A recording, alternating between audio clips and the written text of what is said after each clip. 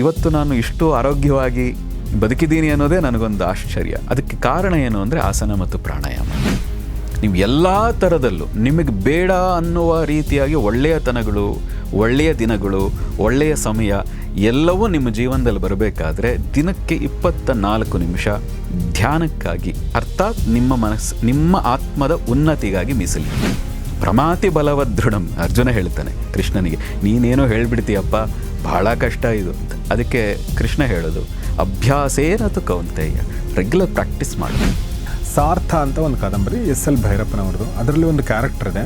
ಆ ಕ್ಯಾರೆಕ್ಟರ್ ಧ್ಯಾನ ಮಾಡಿದ ಮೇಲೆ ಅದರಲ್ಲಿ ಒಂದಷ್ಟು ಸಿದ್ಧಿಗಳಾಗ್ತಾವೆ ಅವನಿಗೆ. ಅಂದರೆ ದೂರದಲ್ಲಿರುವಂಥ ತನ್ನ ಪತ್ನಿ, ದೂರದಲ್ಲಿರುವಂಥ ನನ್ನ ಸ್ನೇಹಿತ, ಅವರು ಲೈಫಲ್ಲಿ ಏನು ನಡೀತಾ ಇದೆ ಅಂತ ಇಲ್ಲೇ ಕೂತ್ಕೊಂಡು ಅದು ತಿಳಿತಾನೆ ಅಂತ ಬರುತ್ತೆ. ಇದು ಸಾಧ್ಯನಾ ಅಥವಾ ಇದು ಕಲ್ಪನೆ? ಇಲ್ಲ, ಖಂಡಿತ ಸಾಧ್ಯ.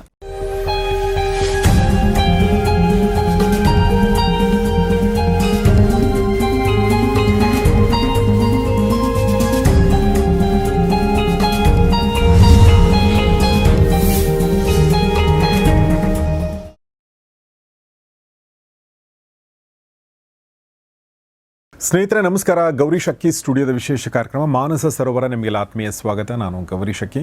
ಮಾನಸ ಸರೋವರ ಕಾರ್ಯಕ್ರಮದಲ್ಲಿ ನಮ್ಮೊಂದಿಗಿದ್ದಾರೆ ಉಪಾಸನಾ ಫೌಂಡೇಶನ್ ಮುಖ್ಯಸ್ಥರು, ಯೋಗಿಗಳು, ಗುರುಗಳು ಆಗಿರುವಂಥ ಸದ್ಗುರು ಶ್ರೀ ರಾಮ ಅವರು. ನಮಸ್ಕಾರ ಗುರುಗಳೇ. ನಮಸ್ಕಾರ. ನನಗೆ ಬೇರೆ ಕಾರ್ಯಕ್ರಮಗಳು ಮಾಡುವಾಗ ಏನೊಂದು ಎನರ್ಜಿ ಇರುತ್ತಲ್ಲ, ಈ ಮಾನಸ ಸರೋವರ ಮಾತಾಡುವಾಗ ಈ ವಿಚಾರಗಳು ಮಾತಾಡುವಾಗ ನನ್ನ ಸ್ವಲ್ಪ ಎನರ್ಜಿ ಸ್ವಲ್ಪ ಜಾಸ್ತಿ ಆಗುತ್ತೆ. ಏನಾದರೂ ಕಾರಣ ಇದೆ ಅನಿಸುತ್ತೆ ನಿಮಗೆ? ಮನಸ್ಸಿನ ಬಗ್ಗೆ ಅಂದಾಗ ಎಲ್ರಿಗೂ ಒಂದು ಕುತೂಹಲ, ಆಸಕ್ತಿ ಹೆಚ್ಚಿದೆ. ಮತ್ತು ಬಹುಶಃ ನಿಮ್ಮಲ್ಲೂ ಆಸಕ್ತಿ, ಕುತೂಹಲ ಮತ್ತು ನಿಮ್ಮ ಮನಸ್ಸು ಕೂಡ ಶುದ್ಧವಾಗಿರೋದ್ರಿಂದ ಬೇಗ ಅದಕ್ಕೆ ಕನೆಕ್ಟ್ ಆಗ್ತಾ ಇದೆ. ನಮ್ಮ ಮನಸ್ಸು ಕೂಡ ಶುದ್ಧವಾಗಿರೋದ್ರಿಂದ. Okay, thank you. I hope so. So ಸ್ನೇಹಿತರೆ, ಇವತ್ತಿನ ಈ ವಿಡಿಯೋದಲ್ಲಿ ನಾನು ಹೊಸ ವರ್ಷಕ್ಕೆ ನಾವು ಮಾಡಬೇಕಾಗಿರೋ ನೈಜ ಸಂಕಲ್ಪಗಳೇನು ಅನ್ನೋದ್ರ ಬಗ್ಗೆ ಸದ್ಗುರು ಶ್ರೀರಾಮ್ ಅವ್ರ ಜೊತೆ ಮಾತಾಡ್ತಾ ಇದ್ದೀನಿ. ಮತ್ತು ಅದನ್ನು ಹೇಗೆ ನಾವು ಅಳವಡಿಸ್ಕೊಳ್ಬೇಕು, ಈ ಎಲ್ಲ ವಿಚಾರಗಳ ಬಗ್ಗೆ ನಾನು ಈ ಒಂದು ಪುಟ್ಟ ವಿಡಿಯೋದಲ್ಲಿ ಮಾತಾಡೋಕ್ಕೆ ಪ್ರಯತ್ನ ಪಡ್ತೀನಿ. ಬಟ್ ಅದಕ್ಕಿಂತ ಮುಂಚೆ ನಾನೊಂದು ವಿಚಾರ ಹೇಳಬೇಕು. ಅದೇನೆಂದರೆ, ಸದ್ಗುರು ಶ್ರೀರಾಮ್ ಅವರು ಫೆಬ್ರವರಿ 1ನೇ ತಾರೀಕು ಭಾನುವಾರ ಬೆಂಗಳೂರಿನ ಸೆಂಟ್ರಲ್ ಕಾಲೇಜಿನ ಜ್ಞಾನಜ್ಯೋತಿ ಸಭಾಂಗಣದಲ್ಲಿ ಮನೋಶಕ್ತಿ ಕಾರ್ಯಾಗಾರವನ್ನು ಮಾಡ್ತಾಯಿದ್ದಾರೆ. ಇದನ್ನವರು ಬೇರೆ ಬೇರೆ ರಾಜ್ಯದ ಬೇರೆ ಬೇರೆ ಕಡೆ ಮಾಡ್ಕೊಂಡು ಬಂದಿದ್ದಾರೆ. ಸುಮಾರು ಕಡೆ ಮಾಡಿದ್ದೀರಿ ಅಂತ ಅನ್ಕೊಳ್ತೀನಿ. ಎಷ್ಟು ಕಡೆ ಮಾಡಿದ್ರಿ ಈಗ? ಇದು 5ನೇದು. ಇದು 5ನೇ ಈ ವರ್ಷದಲ್ಲಿ 5ನೇದು. ಅಂದರೆ ಈಗ ದೊಡ್ಡಬಳ್ಳಾಪುರದ ಚಿಕ್ಕಮದುರೈನಲ್ಲಾಯಿತು ಜನವರಿ 5. ಅದಾದ ನಂತರ ಸುಳ್ಯದಲ್ಲಿ ಫೆಬ್ರವರಿ 9 ಫೆಬ್ರವರಿ 16 ಮೈಸೂರಾಯಿತು. ಮೊನ್ನೆ ಅಕ್ಟೋಬರ್ 12 ನಮ್ಮ ಟೌನ್ ಹಾಲ್ನಲ್ಲಾಯಿತು. ಈ ಎಲ್ಲ ಕಡೆ ಒಳ್ಳೆಯ ರೆಸ್ಪಾನ್ಸ್ ಮತ್ತು ಅದರಿಂದ ನಮ್ಮ ಜೀವನದ ಮೇಲೆ ತುಂಬ ಪರಿಣಾಮ ಆಗಿದೆ, ಬದಲಾವಣೆಗಳಾಗಿದೆ ಅನ್ನುವ ಅಂಶಗಳು ತುಂಬ ಜನ ಹೇಳಿದ ಮೇಲೆ ಇದು ಹೆಚ್ಚು ಜನಕ್ಕೆ ಸಿಗಬೇಕು ಅನ್ನೋ ಕಾರಣಕ್ಕೆ ಮತ್ತೆ ಒಮ್ಮೆ ಫೆಬ್ರವರಿ 1ನೇ ತಾರೀಕು ನೀವು ಹೇಳಿದ ಹಾಗೆ 2026 ಶುರುವಿನ ಹಂತ ಮತ್ತು ಈ ಯುಗಾದಿಯು ಬರುವಂಥದ್ದು 2ರ ನಡುವಿನ ಮಧ್ಯಭಾಗದಲ್ಲಿ ಫೆಬ್ರವರಿ 1ನೇ ತಾರೀಕು ಮನೋಶಕ್ತಿ ಕಾರ್ಯಾಗಾರ ನಡೀತಾ ಇದೆ. ಸೊ ದಯವಿಟ್ಟು ಆ ಕಾರ್ಯಾಗಾರಕ್ಕೆ ಅಟೆಂಡ್ ಮಾಡಿ ಅಂತ ಕೇಳ್ಕೊಳ್ತೀನಿ. ಏನಂದರೆ ಒಂದು ಕಡೆ ಓದ್ತಾ ಇದ್ದೆ ನಾನು, ಎಲ್ಲಕ್ಕಿಂತ ದೊಡ್ಡ ಇನ್ವೆಸ್ಟ್ಮೆಂಟ್ ಎಲ್ಲಿ ಮಾಡಬೇಕು ಅಂತ ಕೇಳಿದಾಗ ತುಂಬ ಸಲ ನಾನು ಅಂದ್ಕೊಂಡಿರೋದೇನೆ ಇನ್ವೆಸ್ಟ್ ಆನ್ ಯುವರ್ ಸೆಲ್ಫ್ ಅಂತ.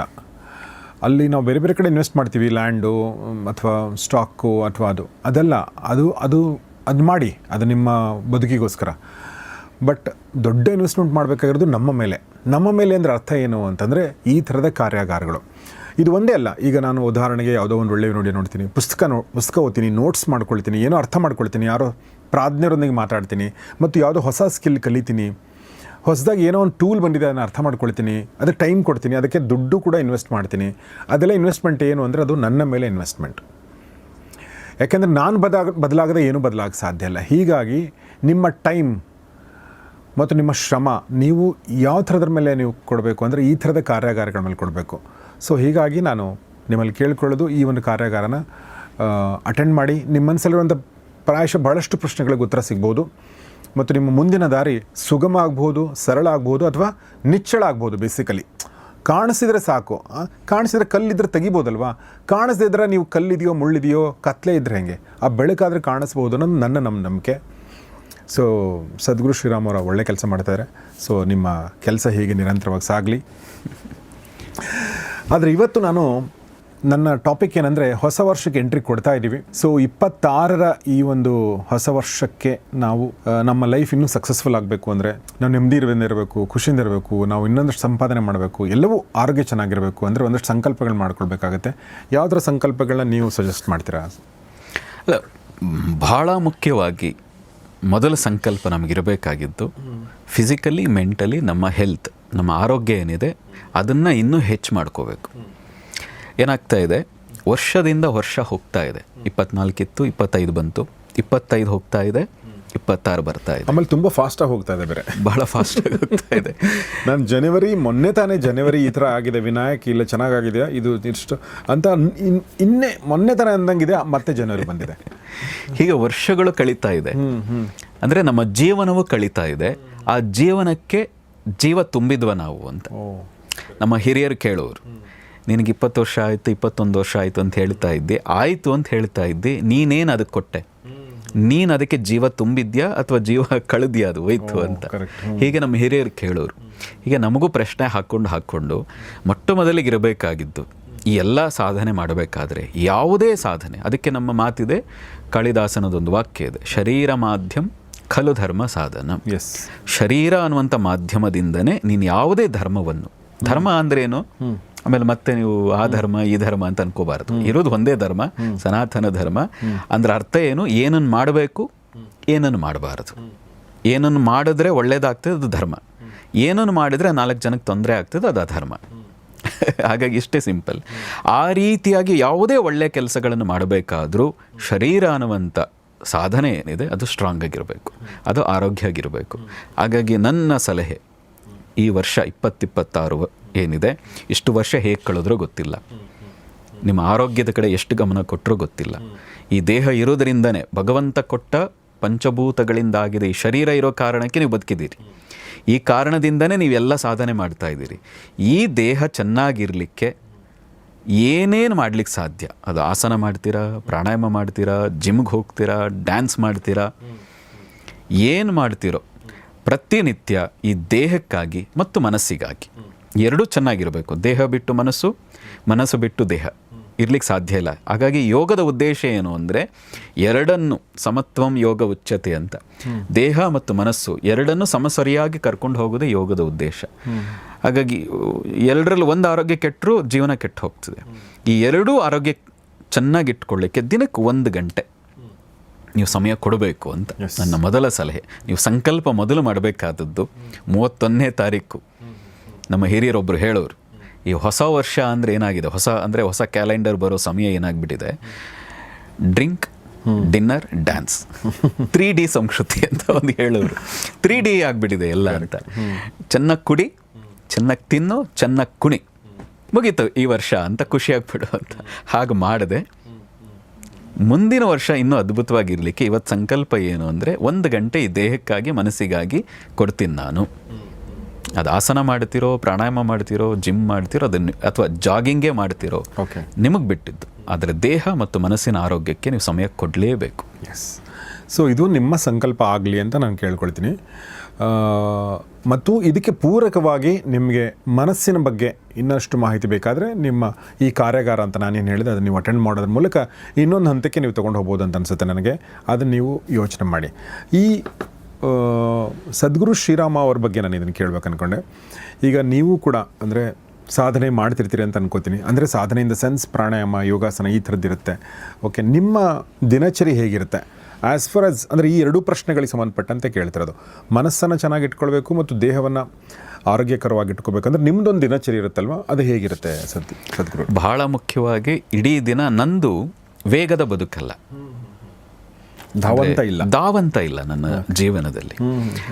ಧಾವಂತ ಇಲ್ಲದೆ ಇರೋ ರೀತಿಯಾಗೆ ನಾನು ಯಾವುದೇ ಕಾರ್ಯಕ್ರಮಗಳನ್ನು ಪ್ಲ್ಯಾನ್ ಮಾಡೋದಿದ್ರು, ಯಾವುದೇ ಅಪಾಯಿಂಟ್ಮೆಂಟ್ ಕೊಡೋದಿದ್ರು, ಧಾವಂತ ಇಲ್ಲದೆ ಟೆನ್ಷನ್ ಮಾಡಿಕೊಳ್ಳದೆ ಆರಾಮವಾಗಿ ಸಾಗಬೇಕು ಅನ್ನೋ ರೀತಿಯಲ್ಲೇ ಪ್ಲ್ಯಾನ್ ಇರ್ತದೆ. ಹಾಗಾಗಿ ಬೆಳಗ್ಗೆಯಿಂದ ಸಂಜೆ ರಾತ್ರಿ ಮಲಗೋವರೆಗೂ ಕೂಡ ನಂದು ಆರಾಮವಾದ, ಬೇರೆಯವ್ರು ನೋಡಿದಾಗ ಏನಪ್ಪ ಅಂತ ಅನಿಸ್ಬಹುದೇನೋ, ಆದರೆ ನಮ್ಮ ಜೀವನ ಅದು ಅಟ್ಲೀಸ್ಟ್ ಸಣ್ಣದಾಗಾದರೂ ಪ್ರಾಣಾಯಾಮ ಆಗಲಿ, ಸಣ್ಣದಾಗಾಗಲೂ ಮೆಡಿಟೇಷನ್ ಇರಲಿ. ಬೆಳಗ್ಗೆ ಎದ್ದ ತಕ್ಷಣ ಸ್ನಾನ, ಅದಾದ ತಕ್ಷಣವೇ ಒಂದು ಸಣ್ಣ ಜಪ, ಧ್ಯಾನ, ಇದಕ್ಕೆ ಪ್ರಾಣಾಯಾಮ ಧ್ಯಾನಕ್ಕೆ ಮೀಸಲು. ಅದು 5 ನಿಮಿಷ ಇರಲಿ 50 ನಿಮಿಷ ಇರಲಿ. ಮತ್ತು ನಮ್ಮ ಚಿಕ್ಕಂದಿನಿಂದ ಈ ದೇಹಕ್ಕೆ 12ನೇ ವಯಸ್ಸಿನಿಂದ ನಮ್ಮ ಅದೃಷ್ಟ ಏನು ಅಂದರೆ ಒಂದು ಸಣ್ಣ ಪುಸ್ತಕದಿಂದ ಶುರು ಮಾಡಿದ್ದು ಆಸನ. ಅದು ಹುಡುಗಾಟಿಗೆ ಶುರು ಮಾಡಿದ್ದು, ಹಿಂದೆನೂ ಕೂಡ ಇದನ್ನು ಹೇಳಿದ್ದೀನಿ, ಹಾಗಾಗಿ ಅದು ತುಂಬ ವಿಸ್ತಾರಕ್ಕೆ ಹೋಗಲ್ಲ. ಅಲ್ಲಿಂದ ಶುರು ಮಾಡಿದ್ದು ಅದು ಹುಡುಗಾಟಿಕೆ ಬಿಡೋದು ಮತ್ತು ಕಟ್ಕೊಳ್ಳೋದು, ಅಂದರೆ ಬಿಡೋದು ಯೋಗಾಸನ ಮತ್ತು ಪ್ರಾಣಾಯಾಮ ಇವೆಲ್ಲವೂ ಹುಡುಗಾಟಿಕೆ ಶುರು ಮಾಡಿ ಅದು ನನ್ನ ಜೀವನಕ್ಕೆ ಆರೋಗ್ಯದ ದೃಷ್ಟಿಯಿಂದ ತುಂಬ ಸಹಾಯ ಮಾಡಿದೆ. ನಾನು ಆ್ಯಕ್ಚುಲಿ ನಂದು ಹೆಲ್ದಿ ಬಾಡಿ ಅಲ್ಲ ಮೊದಲು. ಓಕೆ, ಸೀರಿಯಸ್ ಆಗಿ ಯೋಗಾಸನ ಮಾಡದೇ ಇದ್ದು ಒಂದಷ್ಟು ವರ್ಷಗಳವರೆಗೂ, ಅಂದರೆ ಅದು ಏನೋ ಬ್ಯಾಲೆನ್ಸ್ ಆಗಿಬಿಟ್ಟಿದೆ. ನನಗೆ ದೂರದೃಷ್ಟಿ ದೋಷ ಇತ್ತು, ವಿಪರೀತ ಅನ್ನುವಷ್ಟು ತಲೆನೋವು ಬರ್ತಾ ಇತ್ತು, ತಲೆನ ತಗೊಂಡು ಹೋಗಿ ಗೋಡೆ ಗುದ್ದಬೇಕು, ಹೌದಾ, ಆ ಹಂತದ ತಲೆನೋವು ಬರ್ತಾ ಇತ್ತು. ಈ ಥರದ, ಆಮೇಲೆ ತುಂಬ ದುರ್ಬಲವಾದ ದೇಹ ನನ್ನದು. ಹಾಗಾಗಿ ಅದನ್ನು ನೋಡಿದಾಗ ಇವತ್ತು ನಾನು ಇಷ್ಟು ಆರೋಗ್ಯವಾಗಿ ಬದುಕಿದ್ದೀನಿ ಅನ್ನೋದೇ ನನಗೊಂದು ಆಶ್ಚರ್ಯ. ಅದಕ್ಕೆ ಕಾರಣ ಏನು ಅಂದರೆ ಆಸನ ಮತ್ತು ಪ್ರಾಣಾಯಾಮ. ನಾನು ಒಂದು 6 ತಿಂಗಳು ಸ್ಪೆಕ್ಸ್ ಹಾಕಿದ್ದೀನಿ ದೂರದೃಷ್ಟಿ ದೋಷಕ್ಕೆ. ತುಂಬ ಅವಾಗ ಎಲ್ಲ ಬಹಳ ದಪ್ಪ ಕನ್ನಡಕ ಬರ್ತಿತ್ತು. ಕಷ್ಟಪಟ್ಟು ಹಾಕಿ ನಾನು ಅವಾಗ ಒಂದು ಚಾಲೆಂಜ್ ಮಾಡ್ಕೊಂಡಿದ್ದೆ ನನಗೆ ನಾನೇ, ಸ್ಟೈಲಿಗೆ ಗಾಗಲ್ಸ್ ಹಾಕ್ತೀನಿ, ಕಣ್ಣು ಕಾಣಿಸಲ್ಲ ಅಂತ ಕನ್ನಡಕ ಹಾಕಲ್ಲ ನಾನು ಅಂತ 25 ವರ್ಷಗಳ ಹಿಂದೆ ಚಾಲೆಂಜ್ ಮಾಡಿದ್ದು. ಅಲ್ಲಿಂದ ಇಲ್ಲಿವರೆಗೂ ನಾನು ಗಾಗಲ್ಸ್ ಹಾಕ್ತೀನಿ. ಇತ್ತೀಚೆಗೆ ಟ್ಯಾಬ್ ಜಾಸ್ತಿ ನೋಡ್ತೀನಿ ಅಂತ ಬ್ಲೂ ರೇ ನನ್ನ ಕಣ್ಣಿಗೆ ಎಫೆಕ್ಟ್ ಆಗಬಾರ್ದು ಅಂತ ಅವಾಗವಾಗ ಕಣ್ಣು ರೆಸ್ಟಿಗೆ ಯಾವುದೋ ಒಂದು ಬ್ಲೂ ರೇ ಸ್ಪೆಕ್ಸ್ ಹಾಕ್ತೀನಿ. ಅದು ಬಿಟ್ಟರೆ ದೂರದೃಷ್ಟಿ ಸಮೀಪ ದೃಷ್ಟಿ ಯಾವ ದೋಷವೂ ನನಗಿಲ್ಲ. ಹೇಗೆ ಪ್ರಾಣಾಯಾಮ, ನೇತಿ, ಈ ಥರದ ಕೆಲವು ಅಭ್ಯಾಸಗಳು, ಶೀರ್ಷಾಸನ, ಈ ಥರದಾಗಿನಿಂದ ಅಭ್ಯಾಸ ಮಾಡಿದೆ. ನನ್ನ ಈಗಲೂ ಇತ್ತೀಚೆಗೆ ಈಗ ಒಂದು 6-7 ತಿಂಗಳ ಹಿಂದೆ ನಮ್ಮ ಪಕ್ಕದ ಮನೆ ಹುಡುಗ ನಿಂತಿದ್ದ ಹೊರಗೆ. ಆ ಕಾರಿನ ನಂಬರ್ ಏನು ಅಂತ ಕೇಳಿದೆ ಅವನಿಗೆ, ದೂರದಲ್ಲಿತ್ತದು. ಅವನು ಹೀಗೀಗೆ ನೋಡ್ದ, ನನಗೆ ಕಾಣಿಸ್ತಾ ಇತ್ತು. ಸಣ್ಣ ಹುಡುಗ ಅವನು, ಈಗ 9th ಇದ್ದಾಗ, ಕಳೆದ ವರ್ಷ ಅವನು ಈಗ SLC ಇದ್ದಾನೆ. ಅಂದರೆ ನನಗೇನು ಅನ್ನಿಸ್ತು ಅಂದರೆ ಆ ಹುಡುಗನಿಗಿಂತನೂ ನನ್ನ ಕಣ್ಣು ಇವತ್ತಿಗೂ ಚುರುಕಿದೆ ಅಂತ. 25 ವರ್ಷದ ನಂತರ ಸ್ಪೆಕ್ಸ್ ಹಾಕಿದೆ. ನನಗೆ ಇಲ್ಲಿವರೆಗೂ ನನ್ನ ಆರೋಗ್ಯ ಕಾಪಾಡಿಕೊಳ್ಳೋದಕ್ಕೆ ಆ ಪ್ರಾಣಾಯಾಮ ಮತ್ತು ಆಸನ, ಕೆಲವು ಆಸನಗಳು ಬಹಳ ಸಹಾಯ ಮಾಡಿದೆ. ಸೊ ಹಾಗಾಗಿ ಸ್ಪೆಕ್ಟ್ ಇಲ್ಲದೆ ಬದುಕ್ಬೋದು ನಾವು ಕೂಡ. ಖಂಡಿತ ಖಂಡಿತ. ಓಕೆ, ಅಂದರೆ ಚಿಕ್ಕ ವಯಸ್ಸಿನಲ್ಲೇ ನಾನು ಹೇಳೋದು, ಒಂದು ವಯಸ್ಸು ಆಗ್ತಾ ನನ್ನ ದೇಹವು ವೃದ್ಧಾಪ್ಯ ಬಂದೇ ಬರ್ತದೆ. ನಾನು ಒಂದಿನ ಸ್ಪೆಕ್ಸ್ ಹಾಕಲೇಬೇಕಾಗ್ತದೆ, ಅದು ದೋಷ ಅಲ್ಲ. ಆದರೆ ಬೇಗ ಆ ವೃದ್ಧಾಪ್ಯ ಆವರಿಸ್ಕೊಳ್ಳೋದಿದೆಯಲ್ಲ, 15 ವರ್ಷಕ್ಕೆ 20 ವರ್ಷಕ್ಕೆ ಇವತ್ತಿನ ಹುಡುಗರು ನೋಡಿ, ಅವ್ರು ಕೂರಬೇಕಾದ್ರೆ ಹೀಗೆ ಕೂರ್ತಾರೆ. ಅವರು ಬಲಿಷ್ಠವ ಅಂತ ಅನ್ನಿಸುವಷ್ಟು, ಅಂದರೆ ಅಷ್ಟು ಸಾಮರ್ಥ್ಯಹೀನರ ಅನ್ನೋ ಹಾಗೆ ನಮಗೆ ಕನಿಕರ ಬರೋ ಹಾಗೆ ಅವರ ಕೂತ್ಕೊಳ್ಳೋದು, ಅವರ ನೋಡಿಯುವಂಥದ್ದು, ಮುಗಿದು ಹೋಯಿತು ನನ್ನ ಜೀವನ ಅಂತ. ಆದರೆ ನಮಗೆಲ್ಲ ಒಂದು ಚಾಲೆಂಜಸ್ ಬಂದ ರೀತಿಯಾಗಿ ಹಾಗೆ ಬಂದರೆ ಅವ್ರು ಏನು ಮಾಡ್ತಾರೆ ಅನ್ನೋದು ನನಗೊಂದು ಪ್ರಶ್ನೆ ಕಾಡ್ತಾ ಇರ್ತದೆ. ಹಾಗಾಗಿ ಆಸನ, ಪ್ರಾಣಾಯಾಮ, ಧ್ಯಾನ, ನೀವು ಸ್ಪಿರಿಚುವಲ್ ಆಗಬೇಕು ಅಂತ ಏನಿಲ್ಲ. ಇದಾದ ತಕ್ಷಣ ರಿಲಿಜಿಯಸ್ ಆಗಬೇಕಂತನೂ ಇಲ್ವೇ ಏನಿಲ್ಲ. ನಿಮಗೋಸ್ಕರ, ನಿಮ್ಮ ದೇಹದ ಮನಸ್ಸಿನ ಮೊದಲೇ ಹೇಳಿದಾಗ ಆರೋಗ್ಯಕ್ಕೋಸ್ಕರ ಜೋಡಿಸ್ಕೊಳ್ಳಿ. ಅದಾಗದೆ ಇನ್ನು ಉಳಿದದ್ದು ಕರ್ಕೊಂಡು ಹೋಗ್ತದೆ. ಮತ್ತು ನಾನೇ ಉದಾಹರಣೆ, ನನಗೆ ಈಗ ನಾನು ಬೇರೆಯವ್ರಿಗೆ ತಲೆನೋವು ಆಗಿರಬಹುದೇನೋ, ಆದರೆ ನನಗೆ ತಲೆನೋವು ಇಲ್ಲ. ಇಲ್ಲ, ಆ ರೀತಿಯ ನೋವುಗಳಿಗೆ ನಾನು ಮಾತ್ರೆ ತಗೊಂಡದ್ದು ಬಹಳ ಕಡಿಮೆ. ಮತ್ತು ನನ್ನ ಹುಷಾರು ತಪ್ಪೋದು ಕೂಡ 2 ವರ್ಷ 3 ವರ್ಷ ಅತಿಯಾದ ಓಡಾಟ, ಅತಿಯಾದ ಪ್ರವಾಸಗಳು, ನೀರಿನ ಆಹಾರದ ವ್ಯತ್ಯಾಸಗಳಾದಾಗ, ತೀರ ಅನಿವಾರ್ಯ ಅಂದಾಗ ಹುಷಾರು ತಪ್ತೀನಿ. ಬಿಟ್ಟರೆ ನಮಗೆ ಜ್ವರ ಬಂದದ್ದೇ ನೆನಪಿರಲಿಲ್ಲ. ಈಗ ಒಂದು 3 ವರ್ಷದಿಂದ ಜ್ವರ ಬಂತು ನನಗೆ. 9-10 ವರ್ಷ ಜ್ವರವೇ ಬಂದಿರಲಿಲ್ಲ. ಆ ರೀತಿ ಹುಷಾರು ತಪ್ಪಿ ಮತ್ತು ಬೆಡ್ ರೀಡನ್ ಆಗಿದ್ದಂತೂ ನನಗೆ ನೆನಪೇ ಇಲ್ಲ. ಮುಗಿದೋಯ್ತು, ಏನೋ ಗ್ಲೂಕೋನೇ ಹಾಕಬೇಕು, ಅದು ನನಗೆ ನೆನಪೇ ಇಲ್ಲ. ಅಂದರೆ ಅಷ್ಟು ದುರ್ಬಲವಾದ ದೇಹ. ಈಗಲೂ ಏನು ಸ್ಟ್ರಾಂಗ್ ಇದ್ದೀನಿ ಗೊತ್ತಿಲ್ಲ. ಆದರೆ ಮೊನ್ನೆ ಕೂಡ ಒಬ್ಬರ ಜೊತೆ ಆಸನದ್ದು, ನಾನು ಬಹಳ ದಿನ ಆಗಿತ್ತು ಆಸನಗಳನ್ನು ಮಾಡಿ, ಸುಮ್ಮನೆ ಎಕ್ಸಸೈಸು, ಒಂದು ಪ್ರಾಣಾಯಾಮ ಮಾಡಿದ್ದೆ. ಮೊನ್ನೆ ಒಬ್ಬರು ಬಹಳ ಟ್ರೈನರ್, ಅವರು ಯೋಗದಲ್ಲಿ, ಅವ್ರ ಜೊತೆ ನಾನು ಬಹಳ ವರ್ಷಗಳ ನಂತರ ಆಸನ ಮಾಡಿದರೆ ಹೆಚ್ಚು ಸಮಯ ಆಸನಗಳಲ್ಲಿ ನಾನಿದ್ದೆ. ಹಾಗಾಗಿ ನಾನು ಅಂದ್ಕೊಳ್ತೀನಿ ನನ್ನ ದೇಹ ಸ್ವಲ್ಪ ಬಲಿಷ್ಠವಾಗೇ ಇದೆ ಅಂತ ಅವರುಗಳಿಗಿಂತ. ನೋಡಿ, ನನಗೆ ಈ ಸಿದ್ದೇಶ್ವರ ಸ್ವಾಮಿಗಳು ಹೇಳಿರೋದೊಂದು ನೆನಪು ಬರುತ್ತೆ. ಏನಂದರೆ, ಜಗತ್ತಲ್ಲಿ ಒಳ್ಳೆಯದನ್ನೆಲ್ಲ ಹೇಳಿ ಆಗಿದೆ, ಆಚರಣೆ ಒಂದೇ ಬಾಕಿ ಇದೆ ಅಂತೇಳಿ. ಅಂದರೆ ಇಷ್ಟು ಚೆನ್ನಾಗಿ, ಇಷ್ಟು ಅದ್ಭುತವಾಗಿ ಈ ಥರ ನೀವು ಹೇಳ್ತೀರಲ್ಲ, ಆದರೂ ಕೂಡ ನಮಗೆ ಅದು ಅಂದರೆ ನಾವು ಅದನ್ನು ಅಳವಡಿಸ್ಕೊಳ್ಳಲ್ಲ. ಈಗ ಉದಾಹರಣೆಗೆ ನಿಮ್ಮ ಲೈಫಲ್ಲಿ ನಡೆದಿರೋ ನನ್ನ ಲೈಫಲ್ಲೂ ನಡೆದಿದೆ. ಇದನ್ನು ನಾನು ಜಾಸ್ತಿ ಹೇಳಲ್ಲ, ಬಟ್ ಒಂದು 10 ವರ್ಷಗಳ ಹಿಂದೆ ಪದೇ ನನಗೆ ಶೀತ, ನೆಗಡಿ, ಕೆಮ್ಮು, ಜ್ವರ ಏನೇನೋ ಆಗೋದು. ಸ್ಟ್ರೆಸ್ ಕಾರಣ ಆಗಿತ್ತು ಅದಕ್ಕೆ. ಆ ಟೈಮಲ್ಲಿ ನಾನು ಪ್ರಾಣಾಯಾಮ ಶುರು ಮಾಡಿದೆ. 3 ಮಾಡ್ತಿದ್ದೆ. ನಾಡಿ ಶುದ್ಧಿ, ಶಾಂಭವಿ ಮುದ್ರಾ ಮತ್ತು ನಾದಯೋಗ. ಅದು ಮಾಡೋಕ್ಕೆ ಶುರು ಮಾಡಿದೆ. 3 ಅದು ಮಾಡೋಕ್ಕೆ ಶುರು ಮಾಡಿದ್ಮೇಲೆ ನೀವು ಹೇಳಿದ ಹಾಗೆ ನಂಗೆ ಕೋವಿಡಲ್ಲಿ ಮಾತ್ರ ಜ್ವರ ಬಂದದ್ದು ವ್ಯಾಕ್ಸಿನ್ ತೊಗೊಂಡು. ಅದು ಬಿಟ್ಟರೆ 99% ಎಲ್ಲೂ ನನಗೆ.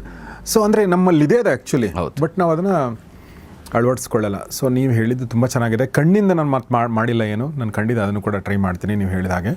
ಸೊ ಇದು ನಾವೊಬ್ಬ ಜನಸಾಮಾನ್ಯರಿಗೆ ಬೇಕಾಗಿರುವಂಥ ಅಂಶಗಳನ್ನ ಬಗ್ಗೆ ಹೇಳ್ತಾ ಇದ್ವಿ, ದೇಹಕ್ಕೆ ಸಂಬಂಧಪಟ್ಟಂಥ ಅಂಶಗಳು. ಇನ್ನು ಮನಸ್ಸಿಗೆ ಸಂಬಂಧಪಟ್ಟಂತೆ ಏನಾದರೂ ಒಂದು ಸೂತ್ರ ಹೇಳ್ಬೋದಾ? ಮನಸ್ಸನ್ನು ಚೆನ್ನಾಗಿಟ್ಕೊಳ್ಬೇಕು ಅಂತಂದರೆ ನಮ್ಮ ಜನರಿಗೆ. ಓಕೆ, ಇದ್ರ ವಿಸ್ತೃತ ಒಂದು ಆವೃತ್ತಿ ನಿಮಗೆ ಕಾರ್ಯಾಗಾರದಲ್ಲಿ ಸಿಗ್ಬೋದು. ಬಟ್ ಇಲ್ಲಿ ನೀವೇನು ಒಂದು 2026 ಚೆನ್ನಾಗಿರಬೇಕು ಅಂದರೆ ನಿಮ್ಮ ಮನಸ್ಸಿಗೆ ಒಂದು ಸೂತ್ರ ಅಂದರೆ ಏನು ಹೇಳಕ್ಕೆ ಇಷ್ಟಪಡ್ತೀರಿ? ಹಿಂದೆ ನಾನೊಂದು ಕತೆ ಕೇಳಿದ್ದೆ. ಒಂದು ಊರ ಹೊರಗೆ ಒಬ್ಬ ಅಜ್ಜ ಕೂತಿದ್ದ. ಓಕೆ. ಅನ್ಯ ಊರಿನಿಂದ ಗಂಟು ಮೂಟೆ ಎಲ್ಲ ಕಟ್ಕೊಂಡು ಈ ಊರಲ್ಲಿ ವಾಸ ಮಾಡಬೇಕು ಅಂತ ಒಬ್ಬ ಬಂದ. ಓಕೆ. ಅವರು ಹೊರಗೆ ಕೂತ ಒಬ್ಬ ಅಜ್ಜನನ್ನು ನೋಡಿ ಕೇಳಿದ, ಆ ಊರೆಲ್ಲ ಬಿಟ್ಟು ಬಂದಿದ್ದೀನಿ, ಈ ಊರಲ್ಲಿ ವಾಸ ಮಾಡಬೇಕು ಅಂತಿದ್ದೀನಿ, ಉದ್ಯಮ ಇಲ್ಲೇ ಶುರು ಮಾಡಬೇಕು ಅಂತಿದ್ದೀನಿ, ಊರ ಜನ ಹೆಂಗೆ ಅಂತ. ನೀನು ಬಿಟ್ಟು ಬಂದಿಯಲ್ಲ, ಆ ಊರು ಹೆಂಗೆ ಅಂತ. ಅಯ್ಯೋ, ಭಾಳ ಕಿರಿಕಿರಿ, ಆ ಊರ ಜನ ಭಾಳ ತೊಂದರೆ ಕೊಟ್ಬಿಟ್ರು, ಅದಕ್ಕೆ ಅಲ್ಲಿ ಬಿಟ್ಟು ಬಂದೆ ಅಂತ. ಆ ಊರ ಜನ ಅಲ್ಲ, ಈ ಊರ ಜನ ಆ ಊರ ಜನಕ್ಕಿಂತ ಕಿರಿಕಿರಿ ಕೊಡ್ತಾರೆ, ಆ ಊರ ಜನಕ್ಕಿಂತ ತೊಂದರೆ ಕೊಡ್ತಾರೆ.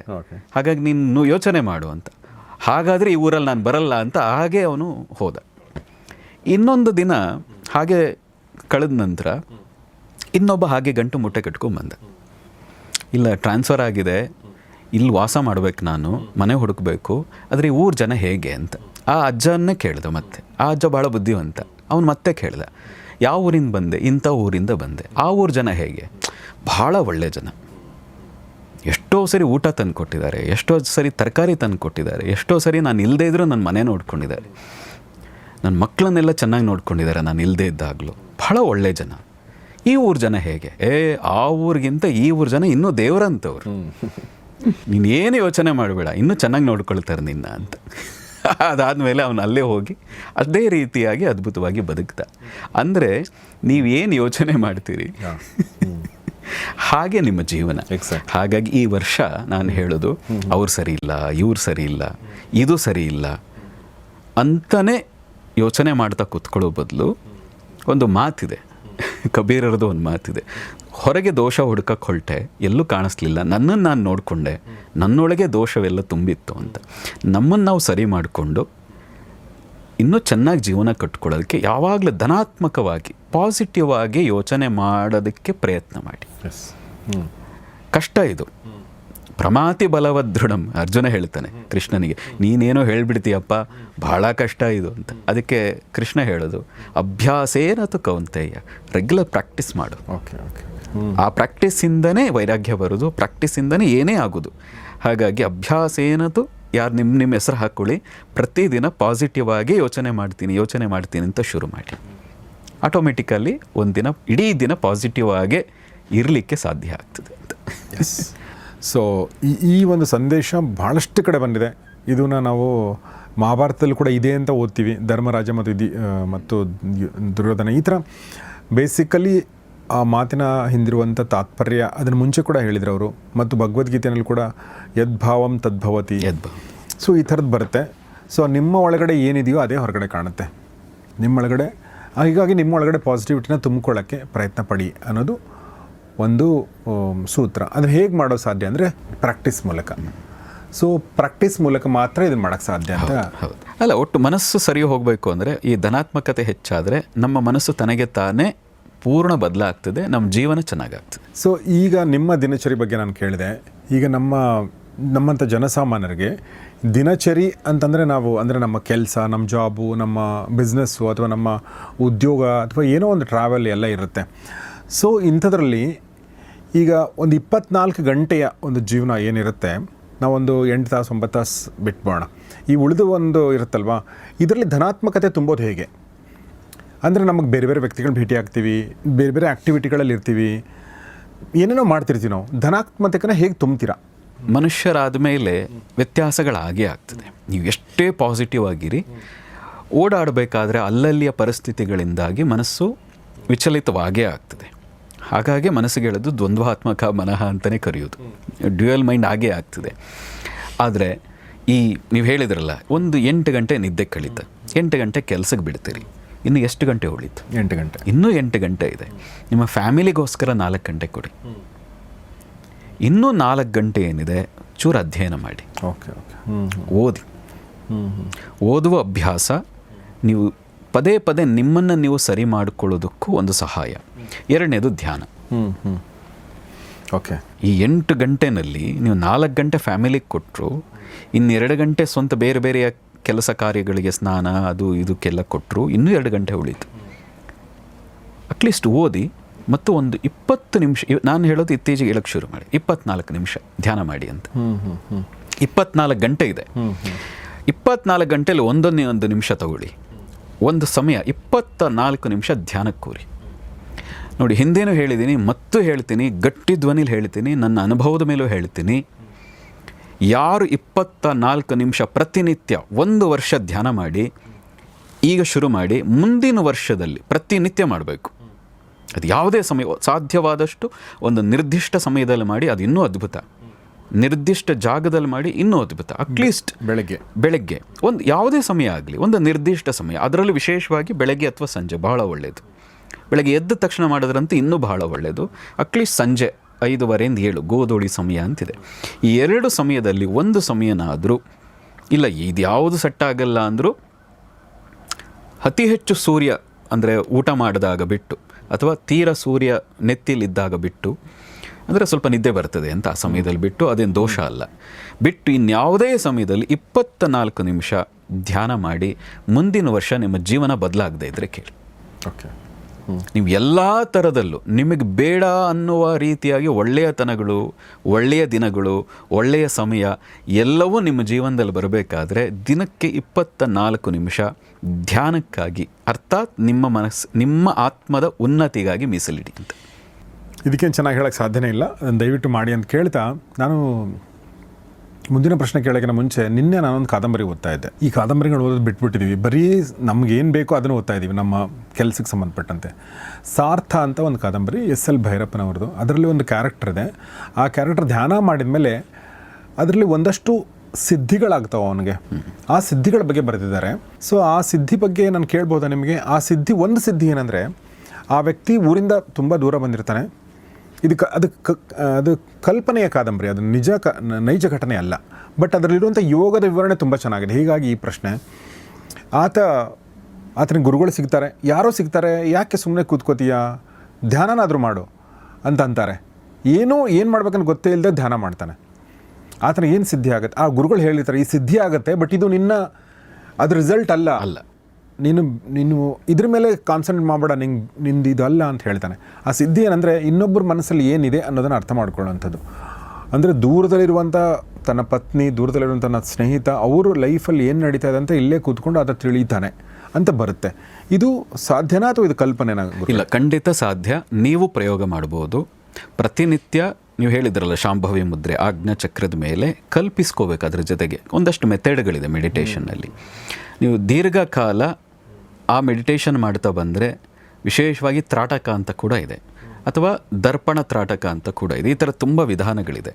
ನೀವು 6 ತಿಂಗಳು ಮಾಡಿ. ನೀವು ನಾಸ್ತಿಕ ಆಗಿರಿ, ಆಸ್ತಿಕ ಆಗಿರಿ, ಏನೂ ಬೇಡ, ಶೂನ್ಯರಾಗಿ, ಅಂದರೆ ಮಧ್ಯಮ ಸ್ಥಿತಿ, ನಾನು ನಂಬಲ್ಲ ನಂಬ್ತೀನಿ, ಎರಡೂ ಬಿಟ್ಬಿಡಿ. ಸುಮ್ಮನೆ ಪ್ರಯೋಗಕ್ಕೆ ಅಂತ ಒಂದು 6 ತಿಂಗಳು ತ್ರಾಟಕ ಅಭ್ಯಾಸ ಮಾಡಿ, ಒಂದಷ್ಟು ಅಂಶಗಳು ನಿಮ್ಮ ಮುಂದೆ ಕೂತವರ ಮನಸ್ಸಿನಲ್ಲಿ ಏನಿದೆ ನೀವು ನೋಡೋಕ್ಕೆ ಸಾಧ್ಯ ಆಗ್ತದೆ. ನಮ್ಮ ಜೀವನದಲ್ಲಿ ಇದು ಒಂದಷ್ಟಾಗಿದೆ. ಮತ್ತು ನೀವು ಹೇಳಿದ ಹಾಗೆ ಧ್ಯಾನದ, ಅಧ್ಯಾತ್ಮದ ಉದ್ದೇಶ ಇವತ್ತು ರಾಂಗಾಗಿ ಎಲ್ಲರೂ ಪ್ರಿಡಿಕ್ಟ್ ಮಾಡ್ತಾ ಇದ್ದಾರೆ. ಅಂದರೆ ನೀನು ಈ ಪೂಜೆ ಮಾಡಿದ್ರೆ ನಿನಗೆ ಐಶ್ವರ್ಯ ಬರ್ತದೆ, ನೀನು ಪ್ರತಿನಿತ್ಯ ಈ ಥರದ ಧ್ಯಾನ ಮಾಡಿದ್ರೆ ನಿನ್ನ ಕೆಲಸಗಳಾಗ್ತದೆ, ನಿಂಗೆ ಮದುವೆ ಆಗ್ತದೆ, ನಿನಗೆ ಆರೋಗ್ಯ ಚೆನ್ನಾಗಾಗ್ತದೆ. ಇದು ನಮ್ಮ ಉದ್ದೇಶ ಅಲ್ಲ. ಧ್ಯಾನದ, ಅಧ್ಯಾತ್ಮದ ಉದ್ದೇಶ ಸಾಕ್ಷಾತ್ಕಾರ, ಅಲ್ಟಿಮೇಟ್. ಮತ್ತು ನಿನ್ನ ಮನಸ್ಸನ್ನು ನಿನಗೆ ಆಗಲಿ ಆಗದೇ ಇರಲಿ, ಬರಲಿ ಬರದೇ ಇರಲಿ, ಕಷ್ಟ ಆಗಲಿ ಸುಖ ಇರಲಿ, ಎಲ್ಲ ಪರಿಸ್ಥಿತಿಯಲ್ಲೂ ನಿನ್ನ ಮನಸ್ಸು ಒಂದೇ ರೀತಿಯಾಗಿ ಇಟ್ಕೋಬೇಕು. ಇದು ಅಧ್ಯಾತ್ಮದ ಉದ್ದೇಶ. ಅಲ್ಟಿಮೇಟ್ ಉದ್ದೇಶ ಸಾಕ್ಷಾತ್ಕಾರ. ಧ್ಯಾನ ಅಥವಾ ಆ ಮಾರ್ಗದಲ್ಲಿ ಹೋಗೋದೇನು ಅಂದರೆ ಯಶಸ್ಸನ್ನು ಗಳಿಸೋದು, ಹಣ ಗಳಿಸೋದು, ಪ್ರೇಮ ಸಂಗಾತಿಗಳನ್ನು ಹುಡುಕೋದು ಅಲ್ಲ. ಅಥವಾ ತುಂಬ ಜನ ಹೇಳ್ತಾರೆ, ಇಷ್ಟು ನೀನು ಧ್ಯಾನ ಮಾಡಿದೆ ಏನು ಸಿಕ್ತು? ಬುದ್ಧನಿಗೂ ಯಾರೋ ಕೇಳಿದ್ರಂತೆ, ಇಷ್ಟು ಧ್ಯಾನ ಮಾಡಿದೆ ಏನು ಸಿಕ್ತು? ಏನು ಸಿಗಲಿಲ್ಲ, ಎಲ್ಲನೂ ಕಳ್ಕೊಂಡೆ ನಾನು ಅಂತ. ನಂದು ಏನೇನಿತ್ತು ಕರ್ಮ ಎಲ್ಲವೂ ಕಳ್ಕೊಂಡೆ. ನಿರ್ವಾಣ ಸ್ಥಿತಿ ಅದು, ಬೇಕಾಗಿರೋದು ಅದು. ಎಲ್ಲವನ್ನ ಕಳ್ಕೊಂಡೆ. ಆ ಕಳ್ಕೊಳ್ಳೋಕ್ಕೆ ಮಾಡ್ತಾ ಇರೋದು ನಾವು, ಮತ್ತೆ ಎಲ್ಲನೂ ಗಳಿಸೋದಕ್ಕಲ್ಲ. ಎಲ್ಲ ಕರ್ಮಗಳ ತಲೆ ಮೇಲೆ ಭಾರ ಹೊತ್ಕೊಳ್ಳೋಕ್ಕಲ್ಲ ನಾವು ಮಾಡ್ತಾ ಇರೋದು. ಅಧ್ಯಾತ್ಮದ ಫಸ್ಟ್ ಉದ್ದೇಶ ತಿಳ್ಕೋಬೇಕು. ಹಾಂ, ಇದು ಹಣ ಮಾಡೋದು ಯಾವುದು ದೋಷ ಅಲ್ಲ, ಯಶಸ್ಸನ್ನು ಗಳಿಸೋದು ದೋಷ ಅಲ್ಲ. ಆದರೆ ಧ್ಯಾನ ಮಾಡದೆ ನನಗೆ ಹಣ ಸಿಗಲಿಲ್ಲ, ಧ್ಯಾನ ಮಾಡದೆ ನನಗೆ ಯಶಸ್ಸು ಸಿಗಲಿಲ್ಲ, ಈ ಪೂಜೆ ಮಾಡದೆ ನನಗೆ ಕೆಲಸ ಆಗಲಿಲ್ಲ ಅಂದರೆ ನಿನ್ನ ಮನಸ್ಸು ಇನ್ನೂ ಕೆಳ ಹಂತದಲ್ಲಿದೆ ಅಂತ ಅರ್ಥ. ಬಟ್ ಅದೆಲ್ಲವೂ ಕೂಡ ನಿಮಗೆ ಗೊತ್ತಿಲ್ಲದಂಗೆ ಸಿಗ್ತಾ ಹೋಗುತ್ತೆ. ಆದರೆ ನೀವು ಧ್ಯಾನ ಮಾಡ್ತಾ ಹೋಗಿ, ಇದು ಸಾಕಷ್ಟು ಜನ ಹೇಳಿದ, ನಮ್ಮ ವೈಯಕ್ತಿಕವಾಗಿ ಕೂಡ ನಮ್ಮ ಅನುಭವಕ್ಕೂ ಬಂದಿದೆ. ಇದನ್ನು ಪ್ರತ್ಯಕ್ಷವಾಗೂ ನಾವು ತೋರಿಸಿದ್ದೀವಿ. ನಿಮ್ಗೆ ಉದಾಹರಣೆಗೂ ಒಂದು ಹೇಳಿರ್ತೀನಿ. ಒಂದು ಊರಿದೆ, ನಮ್ಮ ರಾಜೇಶ್ ಅಂತ ಕೂಡ ಇದ್ದಾನೆ, ಅರೇಹಳ್ಳಿ ಅಂತ. ಈಗೊಂದು 2021ರಲ್ಲಿ ಅಲ್ಲಿ ಹೋತು, ನಡೆದ ಘಟನೆ. ಈಗಲೂ ಅದು ಪ್ರತ್ಯಕ್ಷ ಆಗಿ ಹೇಳ್ತೀನಿ. ಮತ್ತು ಇದನ್ನು ನೋಡಿ ನನ್ನನ್ನು ಯಾರೋ ಡೈರೆಕ್ಟ್ ಬಂದು ಭೇಟಿ ಮಾಡ್ಲಿಕ್ಕೆ ಬರಬಾರ್ದು, ನನಗೂ ಮಾರ್ಗದರ್ಶನ ಮಾಡಿ ಅಂತ ವೈಯಕ್ತಿಕವಾಗಿ ನನಗೆ ಸಮಯ ಇಲ್ಲದೆ ಇರೋ ಕಾರಣಕ್ಕೆ ಹೇಳ್ತಾ ಇದ್ದೀನಿ.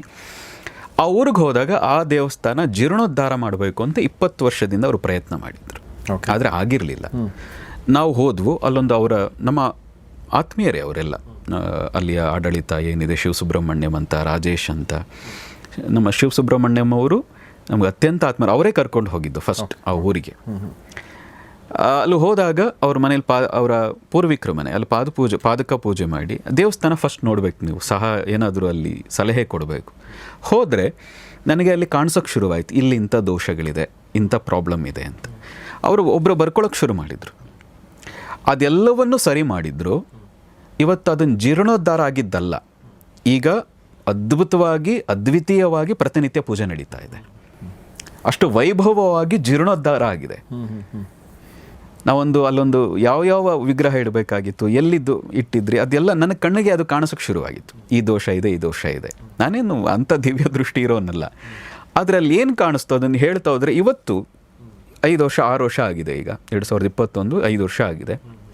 ಅದ್ಭುತವಾಗಿ ನಡೀತಾ ಇದೆ. ಪ್ರತಿ ತಿಂಗಳು ಸಾವಿರಾರು ಜನ ಹೋಗ್ತಾ ಇದ್ದಾರೆ ಈಗ ದೇವಸ್ಥಾನಕ್ಕೆ. ಈ ಥರದ್ದು ತುಂಬ ಉದಾಹರಣೆಗಳು ಜೀವನದಲ್ಲಿ ನಡೆದಿದೆ. ಎಸ್. ಸೊ ಅದು ಯೋಗ ಅಥವಾ ಪ್ರಾಣಾಯಾಮ ಅಥವಾ ಧ್ಯಾನದ ಶಕ್ತಿ, ವಿಶೇಷವಾಗಿ ಧ್ಯಾನದ ಶಕ್ತಿ. ಅದು ಗುರುಗಳೊಂದು ಸಲ ಹೇಳಿದ ಹಾಗೆ, ನಿಂಗೆ ಅರ್ಥ ಆಗಲ್ಲ ಅಂತ ತಂದೆ ಹೇಗೆ ಮಗನಿಗೆ ಹೇಳ್ತಾನೋ ಹಾಗೆ ಧ್ಯಾನ ಮಾಡೋರು ಮಾಡದೇ ಇರೋರಿಗೆ ಅದನ್ನು ಅರ್ಥ ಮಾಡ್ಸೋಕ್ಕೂ ಆಗಲ್ಲ. ಧ್ಯಾನ ಅಂದರೆ ಹೀಗೆ ನೀವು ಮಾಡಿ ನೋಡ್ಬೇಕು ಅದನ್ನು, ಅಲ್ವಾ? ಹೌದು. ಸೊ ಮತ್ತು 2 ಕೈ ಸೇರಿದ್ರೆ ಚಪ್ಪಾಳೆ, ಮಾಡಿ ತೋರಿಸಿ ನೋಡೋಣ ಅಂದರೆ ಆಗಲ್ಲ. ನೀವು ಪ್ರಾಕ್ಟೀಸ್ ಮಾಡಬೇಕು, ನಿಮಗೆ ಆ ಶ್ರದ್ಧೆ ಇರಬೇಕು. ಹೇಳಿದ್ನ ಶ್ರದ್ಧೆ ಅಂದರೆ ದೇವ್ರ ಮೇಲಲ್ಲ, ಅಟ್ಲೀಸ್ಟ್ ನಿಮ್ಮ ಮೇಲೆ ನಂಬಿಕೆ ಇಟ್ಟಾದರೂ ಸಾಧನೆ ಕೂತ್ಕೊಳ್ಳಿ. ನಾ ಹೇಳಿದ್ನಲ್ಲ 6ರಿಂದ 1 ವರ್ಷ ಖಂಡಿತವಾಗಿ ಲೈಫ್ನಲ್ಲಿ ಸಾಕಷ್ಟು ಪವಾಡಗಳಂತೂ ನಡೀತವೆ. ಸೊ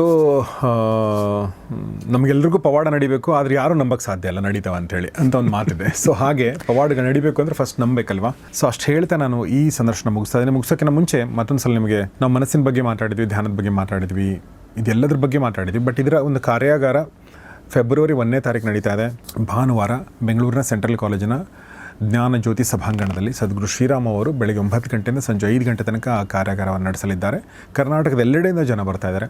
ನೀವು ಕೂಡ ಅದರಲ್ಲಿ ಪಾಲ್ಗೊಳ್ಳಿ ಮತ್ತು ನಿಮ್ಮ ಬದುಕನ್ನು ಬದಲಾಯಿಸಿಕೊಳ್ಳಿ ಮತ್ತು ಮಾರ್ಗದರ್ಶನ ಪಡ್ಕೊಳ್ಳಿ. ಮತ್ತು 2026 ಏನು ಪ್ರತಿದಿನ ಯೋಚನೆ ಮಾಡೋದನ್ನ ಹೇಳಿ ನಾಳೆ ಚೆನ್ನಾಗಿರಬೇಕು, ಮುಂದಿನ ವರ್ಷ ಚೆನ್ನಾಗಿರಬೇಕು ಅಂತ ಅನ್ಕೋತೀವಿ. ಬಟ್ ಅದಕ್ಕೆ ನಾವೇನು ಇನ್ವೆಸ್ಟ್ ಮಾಡ್ತೀವಿ ಅನ್ನೋದು ಮುಖ್ಯ ಅಲ್ವಾ? ಸೊ ಹಾಗೆ ನಿಮ್ಮ ಒಂದು ದಿನ ಇನ್ವೆಸ್ಟ್ ಮಾಡಿ ಅಂತ ಹೇಳ್ತಾ ನಾನು ಸದ್ಗುರು ಶ್ರೀರಾಮ್ ಅವ್ರಿಗೆ ನಿಮ್ಮೆಲ್ಲರ ಪರವಾಗಿ ಧನ್ಯವಾದ ಹೇಳ್ತೀನಿ. ಗುರುಗಳೇ, ಥ್ಯಾಂಕ್ ಯು ವೆರಿ ಮಚ್, ನಮ್ಮ ಜೊತೆ ಎಷ್ಟೊತ್ತು ಮಾತಾಡಿದ್ರಿ.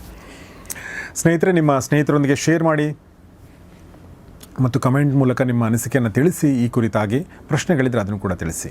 ಇನ್ನು ಕಾರ್ಯಾಗಾರದ ಕುರಿತಾಗಿ ಅದರ ಲಿಂಕ್ ಪುನೀತ್ ಅವರು ಅದನ್ನು ಡಿಸ್ಕ್ರಿಪ್ಷನ್ ಹಾಕಿರ್ತಾರೆ, ದಯವಿಟ್ಟು ಅದನ್ನು ನೋಡಿ ಮತ್ತು ಕಾರ್ಯಾಗಾರದಲ್ಲಿ ಪಾಲ್ಗೊಳ್ಳಿ. ನೋಡ್ತಾರೆ ಗೌರಿಶಕ್ತಿ ಸ್ಟುಡಿಯೋ, ನೋಡ್ತಾರೆ ಮಾನಸ ಸರೋವರ. ನಮಸ್ಕಾರ.